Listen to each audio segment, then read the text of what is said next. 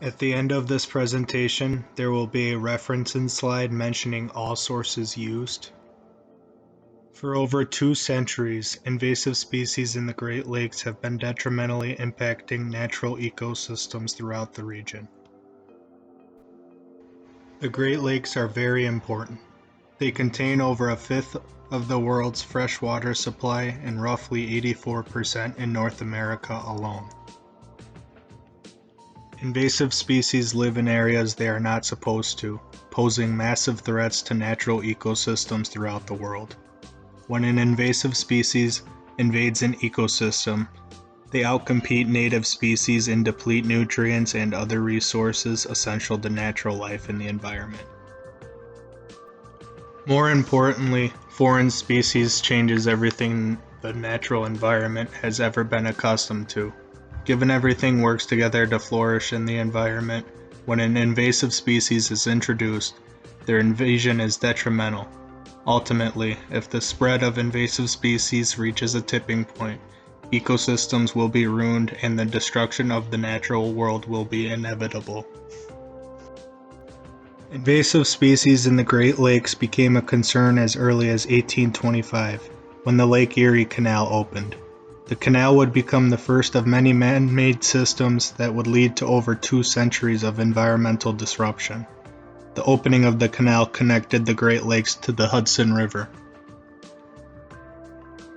More concerningly, the canal gave non-native species an environment to invade. Boats traveling overseas would gather foreign species on the bottom, relocating them to different environments. Species introduced via ship ballast water still invading the Great Lakes today include quagga and zebra mussels. One of the most profound aquatic invasive species residing in the Great Lakes is the sea lamprey. Dating back to 1835, the first lamprey was discovered in Lake Ontario. Since the early 1900s, sea lamprey have been destroying aquatic ecosystem throughout the lakes. The skinny, snake-like creature resembling a large salamander affects a variety of ecosystems throughout the Great Lakes region. They are well known for attaching to large game fish and wounding them, leaving them highly susceptible to disease. Fish species negatively impacted by lamprey in the Great Lakes include salmon and trout. While attached, these vampire fish essentially suck the blood and bodily fluids out of its prey, severely wounding them and in some cases killing it.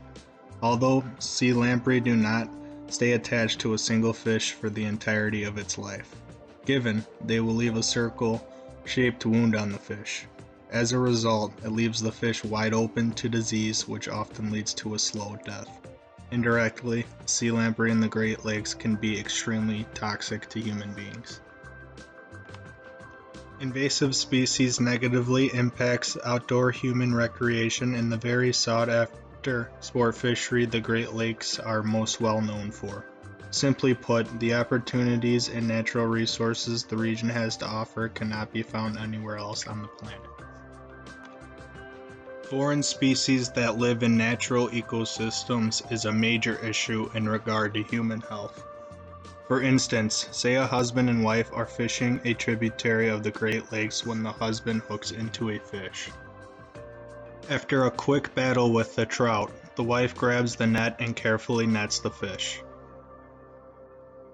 When the couple gets a closer look at the fish, they notice a skinny, snake-like creature attached on top of the trout. Little do they know, the creature attached to the fish is a sea lamprey, an invasive species known to carry disease and cause detrimental harm to its victim following their initial attack. Very excited and unaware, the couple cleans their catch and prepares it for a meal later that night. Although the fish may have tasted perfectly fine that night, the couple woke up the next morning feeling very sick. Tim Campbell received his Bachelor of Science degree in Environmental Science at the University of Notre Dame and completed his master's degree in biology at Oakland University. Tim joined the Sea Grant at the University of Wisconsin in 2011. His title today is an Aquatic Invasive Species Outreach Specialist. Tim engages communities, organizations, local government officials, and other coastal stakeholder groups and helps them incorporate aquatic invasive species prevention actions into their existing activities. In an interview held with Tim, he mentioned how the round goby has been his favorite aquatic invasive species to study within his 10+ years of background. Specifically, Tim likes researching about the bioaccumulation of toxics in gobies and how it impacts the rest of the food chain. When an invasive species is introduced into an ecosystem that has been running the same way for many years, the new species will greatly change the way in which it functions. For example, bighead and silver carp feed on plankton, whereas black and grass carp eat clams and snails. Each one of these carp are able to eat 5 to 20% of their body weight every day, which can have an effect on the other species that use and rely on these organisms as their primary food source.